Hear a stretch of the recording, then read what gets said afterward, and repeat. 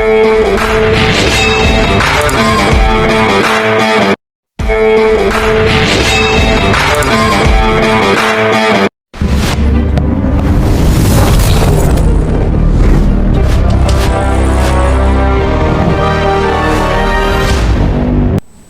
warahmatullahi wabarakatuh.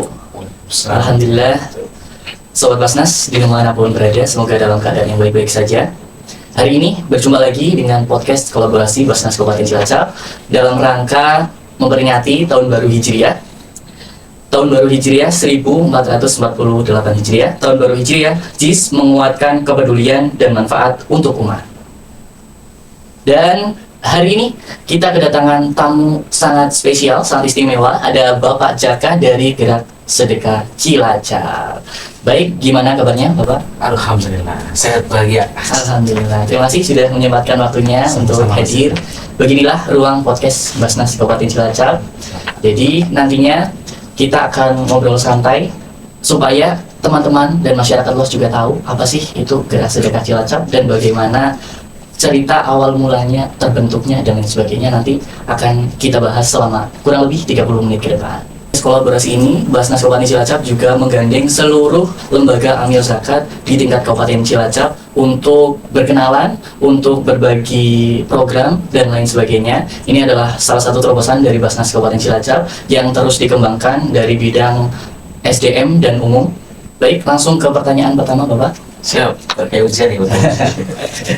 Langsung. Sebenarnya bagaimana proses awalnya atau landasan regulasinya, bisa diceritakan nggak Pak? Lembaga amil zakat Gerak Sedekah Cilacap itu bagaimana? Baik, bismillah. Jadi di awal itu tanggal 23 Oktober 2014. 23 Oktober 2014 itu pertama kali GSC lahir. Waktu itu masih jadi yayasan. Jadi yayasan yang kita terbentuk, kalau kata founder itu kecelakaan gitu ya. Nah, kecelakaan. Jadi di era 2014 itu kan eranya Facebook. Nah, kita turun di lapangan itu ada target yang cukup memprihatinkan secara kehidupan ekonominya gitu. Kemudian kita datang silaturahmi ke sana. Ketika itu kami sendiri juga dalam kondisi yang secara ekonomi tidak baik-baik saja gitu, karena banyak keterbatasan dan lain-lain. Kemudian kami pengen bantu nih, gimana caranya bisa support untuk waktu itu ada Ade Muhammad, ada beberapa rumah-rumah yang kondisinya di lapangan itu memang butuh bantuan gitu ya, tidak layak huni. Nah, tapi gimana caranya gitu? Karena waktu itu masih ada Facebook, jadi kita menggunakan media sosial Facebook saat itu, bikin grup, kemudian donasi. Alhamdulillah, bahkan kita belum punya rekening atas nama GSC, itu masih rekening atas nama founder. Waktu itu atas nama Pak Hidayat Hariawan, beliau foundernya. Ternyata kepercayaan masyarakat luar biasa. Di tahun-tahun itu donasi masuk cepat sekali. Itu 100% alhamdulillah kita salurkan semuanya untuk membantu saudara-saudara kita yang membutuhkan di lapangan. Nah, itu awal mula, dan gelombangnya semakin besar sampai akhirnya hadir di Taiwan, di Korea, di Jepang, di Hong Kong, di Singapura, di Brunei, bahkan sempat ada di Malaysia. Nah, itu semuanya adalah bukan GSC tetapi warga Cilacap yang menjadi PMI, ya, menjadi buruh migran di luar negeri. Dan itu kepedulian mereka yang luar biasa, kepercayaan terus meningkat sampai akhirnya yayasan ini tumbuh. Yang semula kita belum legal ya, secara ini kita hanya sekedar ya komunitas lah. Di awal itu komunitas yang peduli sesama. Iya, komunitas sosial lahir dari masyarakat, kemudian untuk membantu masyarakat. Berjalannya waktu kan baru tahu bahwa ternyata ada regulasi. Oh, ternyata mengumpulkan zakat, infak, dan sedekah itu ada aturannya. Yayasan saja belum cukup, ya kan, harus menjadi lembaga zakat. Karena memang perizinan undang-undangnya itu regulasinya dari Basnas. Kita masyarakat boleh membentuk dengan membuat LAS. Nah, akhirnya tahun 2019 kami baru mulai mengurus perizinan untuk menjadi lembaga zakat. Dan ternyata tidak mudah juga ya.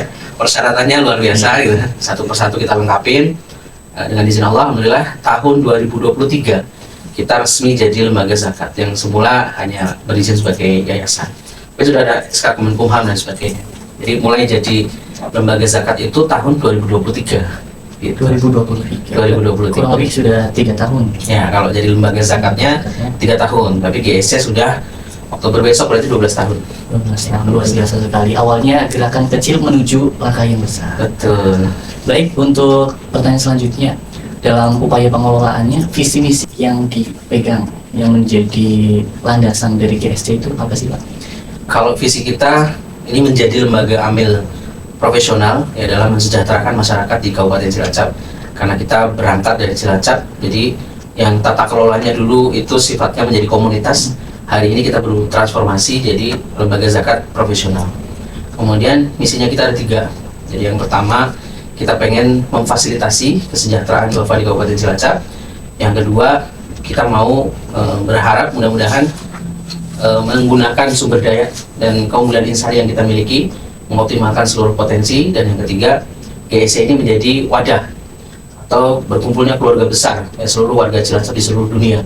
Karena kita ada di beberapa negara tadi yang disebutkan dan di beberapa kota, ada juga di Jakarta, di Cikarang, Karawang. Ternyata warga Cilacap banyak banget yang ada di luar daerah dan mereka sebenarnya peduli sama warga di Cilacap, itu saling bantu begitu.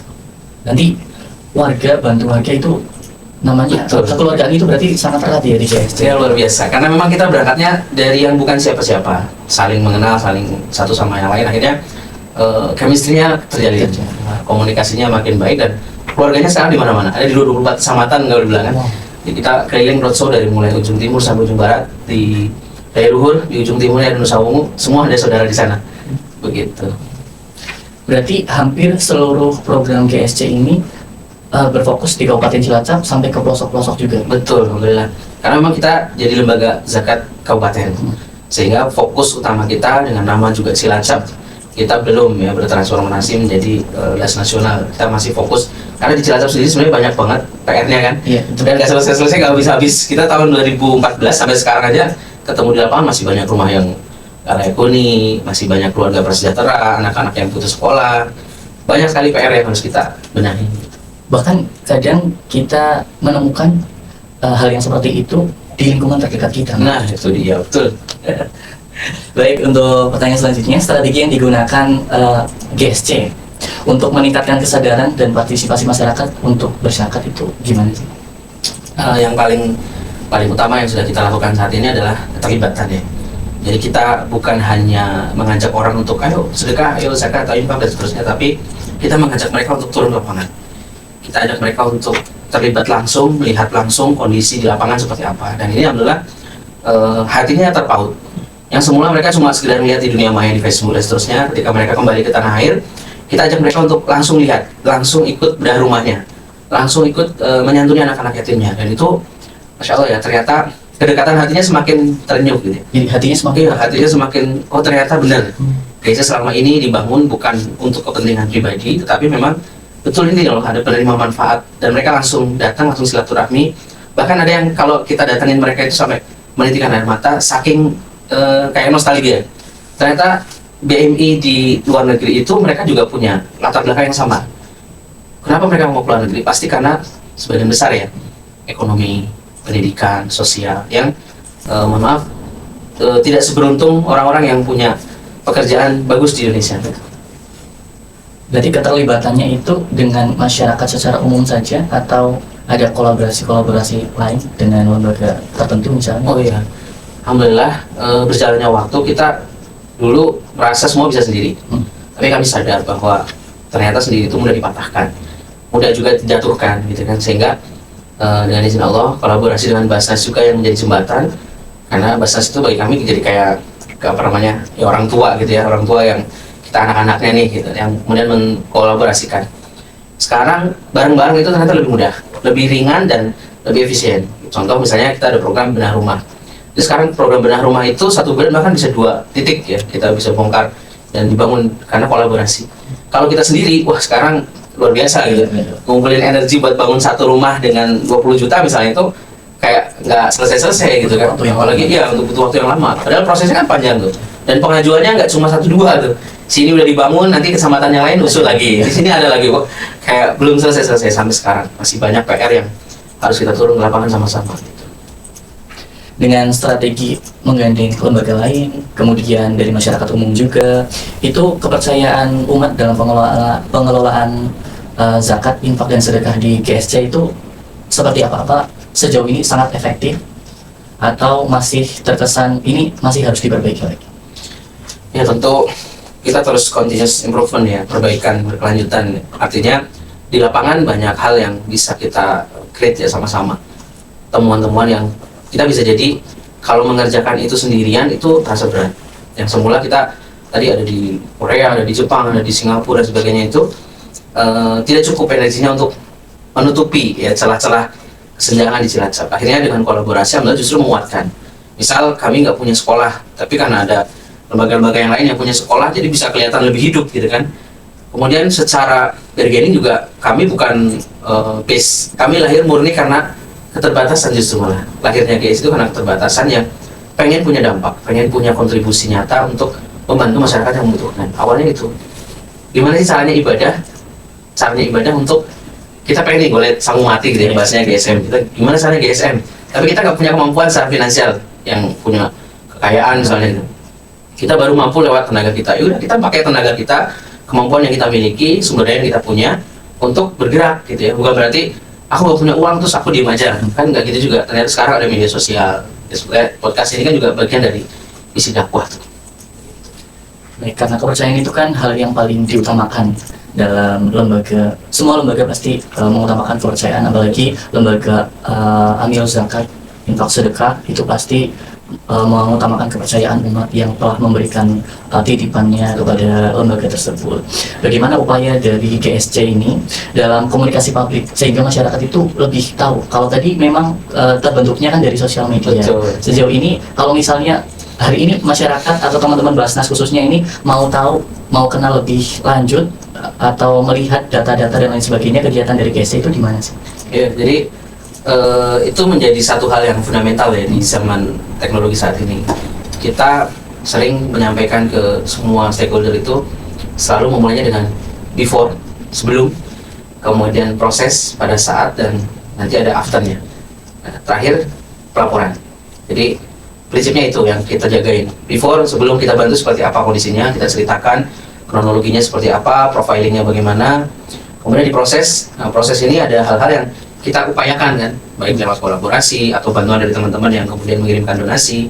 Itu kita bikin kayak update, jadi transparansi penggunaan dana dan seterusnya, sampai nanti jadi after. Nah afternya setelah program kita jalankan, apa dampak yang sudah dihasilkan, apa sih yang sudah kita berikan kepada mereka, apakah jadi bahagia atau sebaliknya gitu kan. Nah itu kita sampaikan, bahkan cenderung dengan doa-doa. Jadi kita juga mengajak di satu misi kita itu mendakwahi mereka untuk kembali ke Allah gitu ya, kembali ke Allah. Yuk kita doakan sama-sama muzaki, kita doakan orang-orang yang sudah infak agar hartanya menjadi keberkahan, menjadi harta yang kemudian tumbuh menumbuhkan gitu. Nah ini yang kemudian kita sampaikan dalam bentuk transparansi kepada donatur. Alhamdulillah media sosial kita masih aktif sampai hari ini, grupnya masih jalan sampai dengan saat ini, meskipun ada transformasi ke TikTok ya. TikToknya juga ada Gerak Sedekah Cilacap, di Instagram juga ada Gerak Sedekah Cilacap _. Jadi alhamdulillah setiap program kegiatan dari bangun tidur sampai tidur lagi ada di situ, semua ditransparansikan.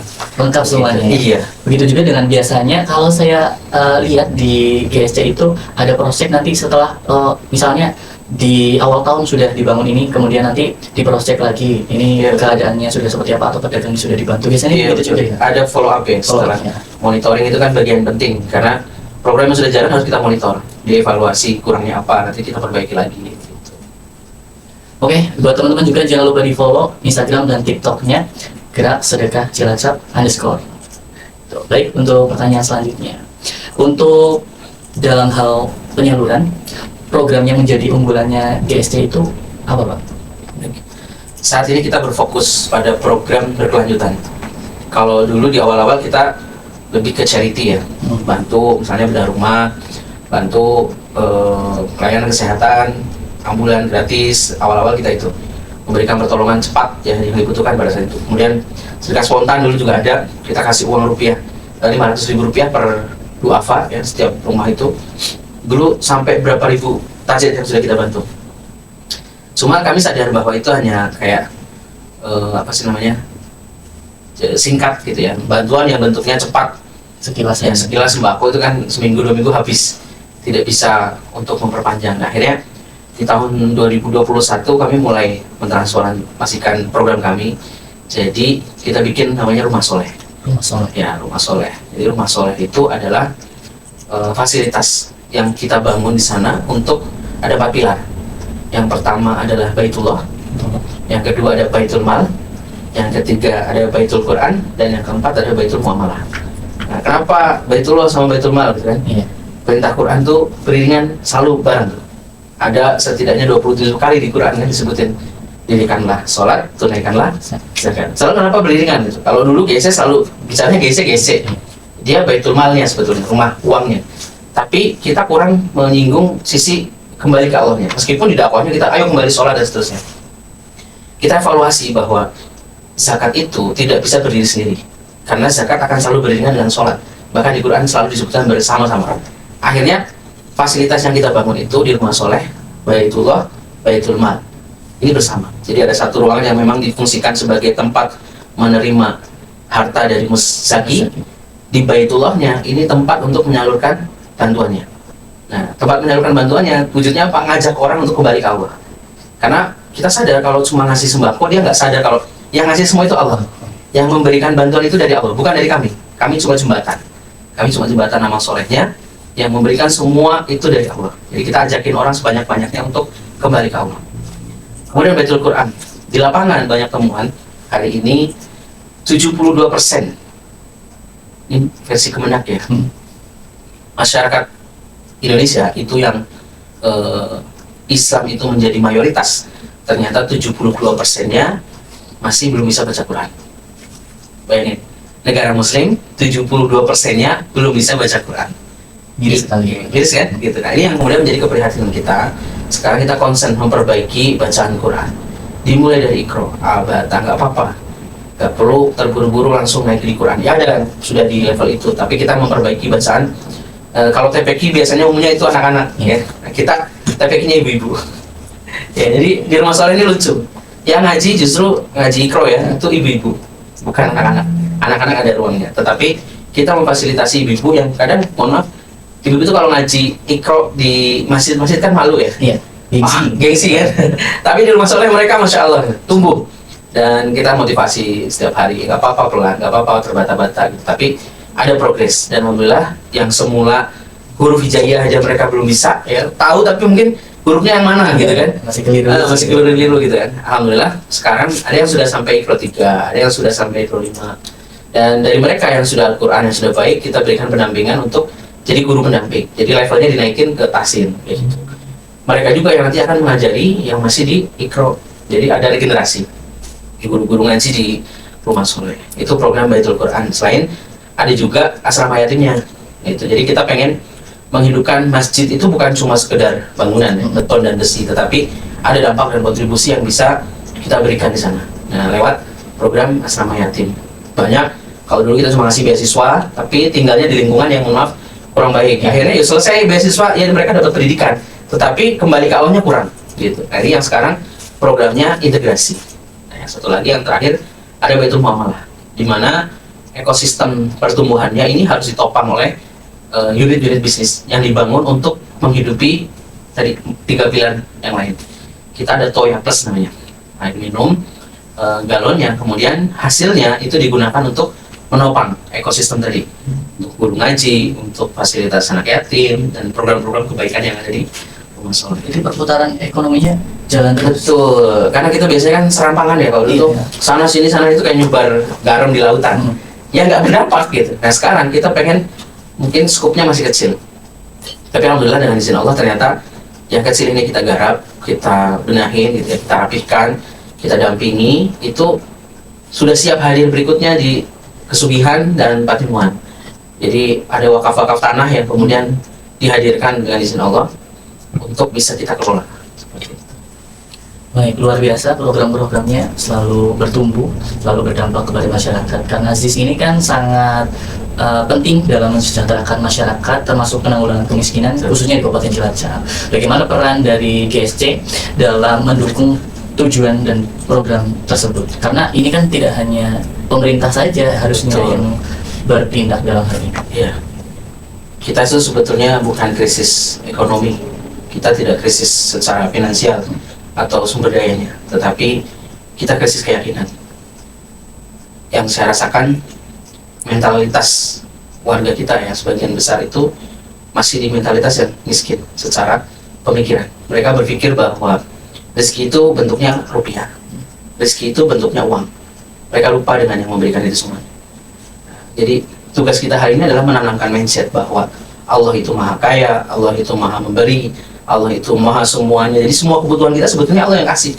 Kita ini cuma jembatan aja. Saya dihadirkan cuma jadi jembatan amal soleh buat orang-orang baik yang mau ikut kontribusi. Dan kami pun dalam eksekusinya di lapangan sekarang tidak lagi bicara tentang angka-angka yang kita sebut bahasanya apa ya, lebih ke doa.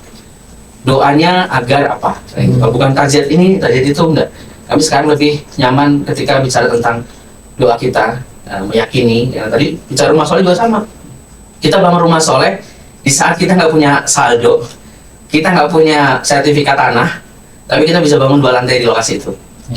Luar biasa kan? Siapa yang kasih itu semuanya? Bukan kita, Allah yang kasih. Jadi ini yang kemudian menjadi fundamental, menjadi fondasi dasar yang harus banyak orang punya mindset ini. Bukan tentang rupiah, bukan tentang bantuan, bukan tentang bantuan sembako dan sebagainya. Karena warga kita sudah kebiasaan kayak harus dapat program ini, harus dapat program ini. Kalau nggak dapat mereka demo dan sebagainya. Karena itulah terjadi di masyarakat. Jadi mindset ini yang harus kita rubah perlahan. Kenapa ada program rumah soleh? Tujuannya adalah mencerdaskan, memberikan pendampingan tentang kembali ke Allah sama-sama gitu.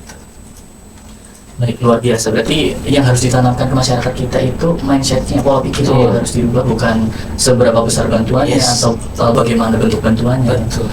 Baik. Kolaborasi yang sudah dibicarakan oleh Bapak Jaka termasuk dengan Basnas Kabupaten Cilacap kan sudah berjalan. Bagaimana sejauh ini berkolaborasi dengan lembaga-lembaga khususnya dengan Basnas Kabupaten Cilacap? Luar biasa ya. Di periode akhir ini saya merasa hadirnya Basnas itu memang benar jadi orang tua. Jadi kami kadang ada hal-hal regulasi-regulasi yang di lapangan kita belum tahu, dan Basnas dengan pendampingan memberikan pendampingan secara materi ya, pendampingan secara materi, kemudian support di program. Yang alhamdulillah kemarin misalnya kita ada kesulitan di program rumah singgah di Jogja. Jadi GSC punya rumah singgah di Yogyakarta, sewanya itu lumayan karena di Jogja ya. Tapi kalau kita tutup sayang juga, karena kebanyakan warga Cilacap yang berobat di Jogja itu mereka kerepotan, baik secara tinggal, konsumsi dan sebagainya, belum transportasinya. Kita baru bisa support waktu itu di ambulannya, tetapi juga ketika mereka di Jogja pasti harus berhari-hari tuh. Mereka kadang tinggal di lorong-lorong gitu. Akhirnya kita dari 8 tahun yang lalu kita punya rumah singgah di sana yang semula berdiri sendiri, sekarang kita beri nama Rumah Singgah Bersama atau RSP. Nah, Rumah Singgah Bersama ini diantaranya adalah kolaborasi dengan beberapa lembaga termasuk Basnas yang support di belakangnya, sehingga kebermanfaatan itu bisa dibangun tanpa harus kita sendirian, dan itu keren. Itu menginspirasi di beberapa pertemuan yang saya hadirin. Ketika cerita kolaborasi ini jadi makin menarik gitu ya, karena ternyata bisa ya gitu, keren gitu, luar biasa. Berarti kalau boleh dikatakan hal-hal yang menurut lembaga kita awal ini kayaknya susah deh, tapi ternyata dengan kolaborasi bisa tercapai. Iya, karena kalau tadi saya sering di awal cerita, dulu kita main semua sendiri, tapi itu hanya sementara, dan kita energinya terbatas. Kita tadi tidak punya kemampuan apa-apa ya selain bergantung sama Allah gitu. Terus dengan kolaborasi ini ternyata fungsi jamaah itu ya. Kenapa kita sholat harus berjamaah? Oh iya, ternyata memang ruhnya yang dibangun itu ya berjamaah, kolaborasi, dan itu benar-benar kayak memudahkan. Kalimat yang saya petik ini dari guru saya di Basnas itu, kita bermula dari hal yang sama dan akan berakhir pada tujuan yang sama. Gitu. Kita bermula dari hal yang sama, Pak. Ya, bicara tentang zakat, infak, sedekah, muzaki, dan akan berakhir pada tujuan yang sama. Siapa? Mustahik. Ya sudah, kita bicara pada hal yang sama dan berakhir tujuan yang sama. Itu saya kutip kalimatnya dari Pak Kiai Khalil ya. Ya, Masya Allah beliau selalu mendampingi, membimbing kami semuanya. Kalimat-kalimat sepele kadang itu lahir dari kita ngopi ya, karena sering ngopi-ngopi itu akhirnya ketemu, wah, iya benar juga ya. Gitu. Baik, untuk terakhir boleh dikasih closing statementnya dulu dari Gerak Sedekah Cilacap. Ya. Hari ini PR kita itu bukan lagi bicara tentang nama, bukan lagi bicara tentang bendera, bukan lagi tentang warna baju kita apa, tapi hari ini kita bicara tentang kontribusi apa yang bisa kita berikan, dampak apa yang bisa kita ciptakan untuk membantu tantangan-tantangan yang hari ini ada di lapangan. Karena kalau kita bicara sudah warna, pasti jatuhnya kotak. Kalau kita sudah bicara tentang kita ini siapa, benderanya apa, maka kita akan mengerucut dari sempit. Padahal umat Islam ini adalah harus bicaranya rahmatan lil alamin, persatuan dan kesatuan. Kita sudah terlalu sering di kotak-kotakan lewat perbedaan-perbedaan. Kita ingin bagaimana GSC ini juga menjadi bagian dari bagaimana kita bisa mempersatukan umat kita. Kita sampaikan dengan tegas di lapangan bahwa kita bukan dari partai politik manapun, kita tidak mewakili ormas manapun, kita bukan dari aliran manapun. Kita sering menyebutnya kita aliran listrik. Jadi di mana kita colokin di situ nyetrum. Artinya tidak antipati. Kita adalah sama-sama orang-orang Islam yang harus tadi memulai dengan segala sesuatu yang sama-sama Islam dan akan kembali kepada Allah. Karena itu, ayo kita sama-sama jaga persatuan di antara kita. Jangan sampai mudah terprovokasi dengan hal-hal yang kemudian membuat kita jadi saling benci, saling membuat gerbong-gerbong ini semakin banyak, gitu ya. Kalau makin banyak gerbong, makin banyak kebaikan, tidak apa-apa. Tapi kadang makin banyak gerbong justru makin banyak fitnah. Yang fitnah itu bukan untuk ini, tapi untuk saudara kita sendiri, gitu ya. Kita sama-sama muslim yang harusnya bersatu. Ya, bayangin kalau semua, ini di Cilacap tuh cantik sekali. Kolaborasi dari semua lembaga ini yang meskipun kita berbeda warna, berbeda logo, ya, tetapi karena kolaborasi itu, insya Allah membuat dampaknya semakin besar, semakin banyak yang bisa kita berikan. Allah Akbar. Terima kasih, Alhamdulillah sudah banyak sekali ilmu yang kita dapat di podcast kolaborasi Basnas Kabupaten Cilacap hari ini. Terima kasih Bapak Jaka sudah hadir dari Gerak Sedekah Cilacap. Semoga kita doakan bersama-sama lembaga Gerak Sedekah Cilacap semakin maju, semakin sukses ke depannya. Akhirnya, sahabat Basnas Kabupaten Cilacap dimanapun berada, di awal tahun Hijriah ini, di tahun 1448 Hijriah, mari kita bersama-sama untuk membantu saudara-saudara kita yang membutuhkan, mempercayakan kepada lembaga Amil, Zakat, Infak, dan Sedekah yang terpercaya, aman regulasi, aman NKRI, aman syar'i. Jangan lupa salurkan donasi Anda ke rekening yang ada di bawah ini. Jangan lupa juga di-follow TikTok dan Instagramnya Basnas Kabupaten Cilacap dan juga Gerak Sedekah Cilacap. Terima kasih. Wassalamualaikum warahmatullahi wabarakatuh. Waalaikumsalam.